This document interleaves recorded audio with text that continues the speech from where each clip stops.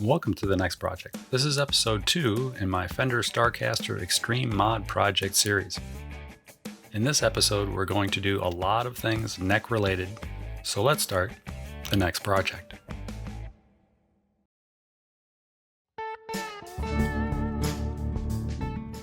Back to the neck. The maple strips are on, they look good. It's ready to resurface the top and resand the back of the neck to make that all pretty. But I got thinking about the health of the truss rod that's in this neck. I know it works because I did adjust it to get the neck flat so I could resurface. But how well does it work? See, my mind is running and I'm thinking down the road. Someday this neck may need more adjustment. Is this truss rod up to it? So I put my wrench in, adjusted the truss rod, got as much action as I could get out of it until the nut bottomed out. Doesn't give me much adjustment, not much at all. I back the nut all the way out until it's spinning loose, but I can't get it out of the hole. That's not cool. What I'm gonna need to do is get the nut out of the hole, put a little spacer in, get the nut back in to see if I can get more adjustment on the neck. Because this has only got a single action truss rod in it. Which is not a bad thing, but it needs a little more range of adjustment than it currently has. It would be fine for this build. I could get it together, get the action set up, it would be perfect, but a year or two down the road, maybe it lives in a different climate than it's in right now. It may need more adjustment. And the nut bottoms out, so back to the bench.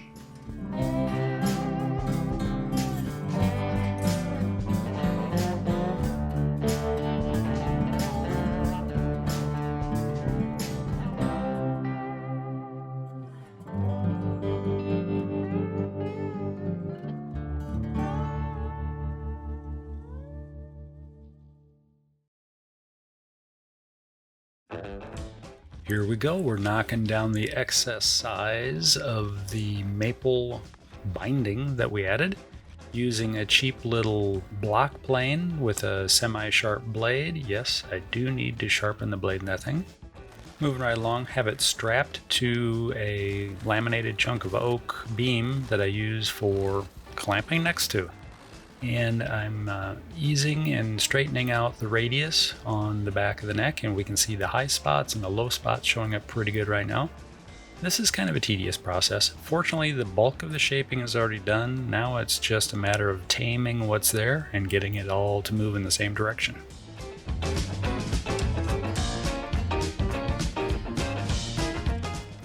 Scratching on a few pencil marks just as visual reference as I sand so I can see what I'm hitting and what I'm missing. Doing it again, just keep sanding, changing grits of paper. Started out with I think 100 grit paper, progressively getting finer and finer as I get closer and closer to a final dimension. Checking for straightness and roundness and going back with a rasp to remove some high spots at the neck and at the heel. And a custom woodworking tool made especially for people who work on guitars. It's a caulk tube and some sandpaper wrapped around it. Still doing some more work here. Oh, there goes Starcaster. Well, we'll bring it back later. Quick refinement and finishing on the radius of the fingerboard. It's looking good.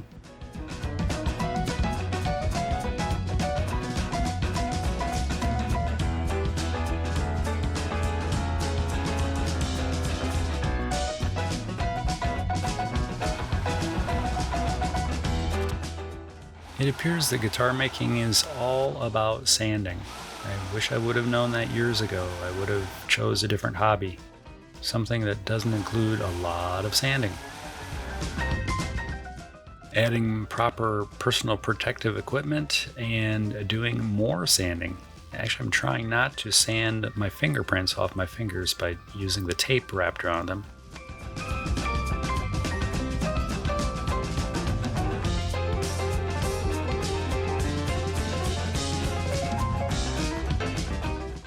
The neck work is coming along really well. As you know, we re-radiused the fingerboard. Had to take quite a bit off. which caused the problem with the side marker dots. Got that resolved by putting on new maple binding on both sides, and that turned out really good. Got it sanded down. It's all looking pretty. Have all the old finish sanded off the neck, at least I hope I do. I need to reintroduce side marker dots. So I'm heading over to the drill press and going to punch new holes for side marker dots.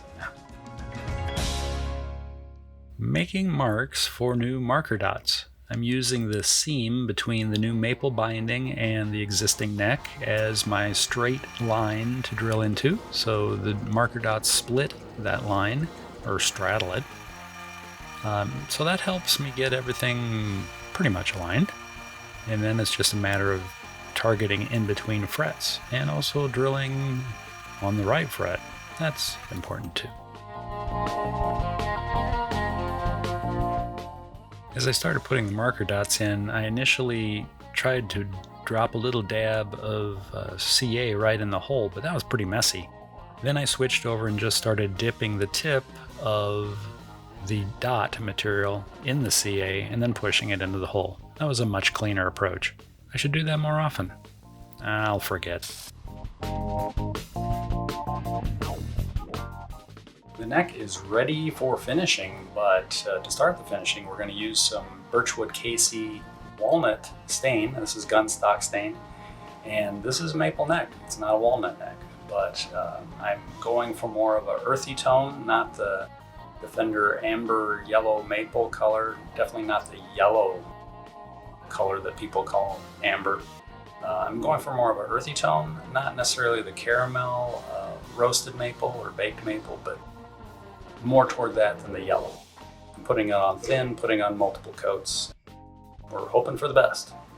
Let's continue the next project. This is a complete experiment for me. I'm not the first person to do it. I have seen other people on the wonderful wide world of internet stuff doing things like this. My concern is maple, especially harder maple, is always a weird animal trying to get stain to go on evenly. Sometimes it goes on nice, sometimes it goes on really blotchy. And since I had to remove an old finish before I put a new finish on this, I was really concerned I would just end up with a big blotchy mess. I got lucky. This went really, really well. When the stain was wet, it looked really good. I like this color. This is really what I was hoping for. As this stain dried out, it got kind of a rosy tint to it, which I was not a fan of. But the final finish brings it back closer to this.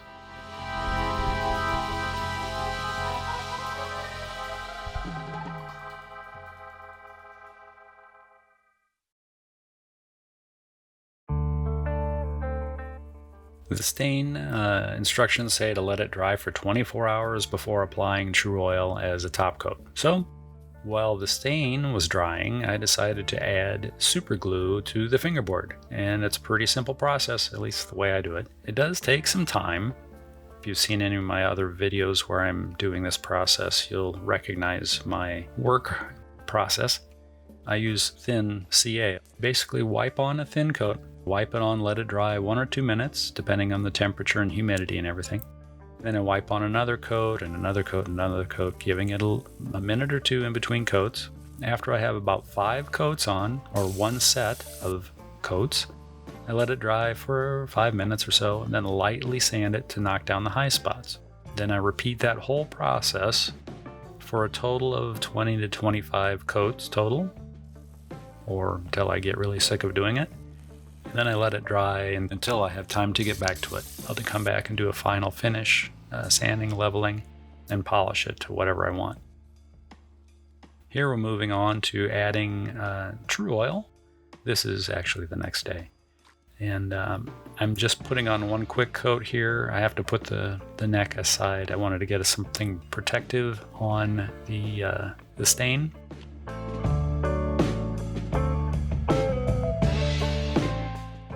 And now we're working at my bathroom countertop workbench, doing more coats. So it's another fast process, but it takes time and it's kind of slow overall drug out process. That makes no sense. It's easy. Let's put it that way. It's easy.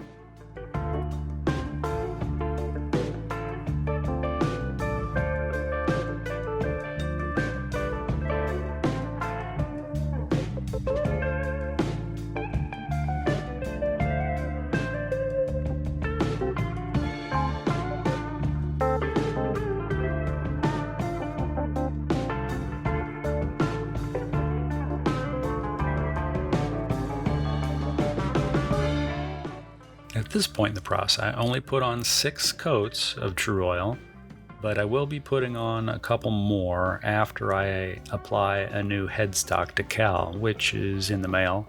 So that will be in the near future.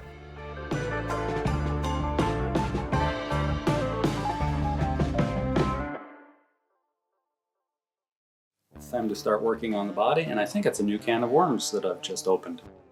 This, as we know, has rough routing everywhere. It was covered up with a pick guard, fine. 3 Strat pickups, switch, knobs, fine. I don't know what I'm going to do with it as far as pickups yet, if I'll do 3 Strat pickups again, but I do have a Wilkinson Godot bridge that's supposed to be a drop-in upgrade. It doesn't fit. This route is incorrect for that drop-in bridge. The boat jack route is pretty rough, and it's almost too big for the boat jack that is supposed to screw in the hole, so that's kind of bad. This routing is a little bit ugly. The back routing's pretty much ugly too, and I accidentally flaked off a piece of paint, and I don't know if you'll be able to see it, but right there, it almost looks like there's a chip in the wood, and they filled it in with some thick plasticky concoction. Sanded it out, coated it, put a coat of paint on it, and we got this guitar. So I have to decide what I'm doing with this guitar body. If I'm going to route out the hole, put in a new plank of wood, glue it in, smooth it out, reroute it for new pickups, or what? And what pickups am I putting in it? I don't know yet. I gotta figure that out.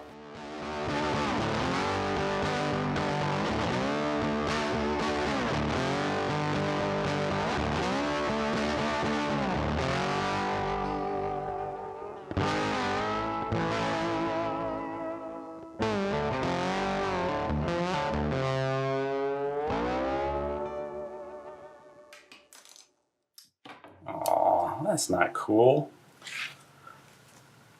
Man, shit. Another thing to fix.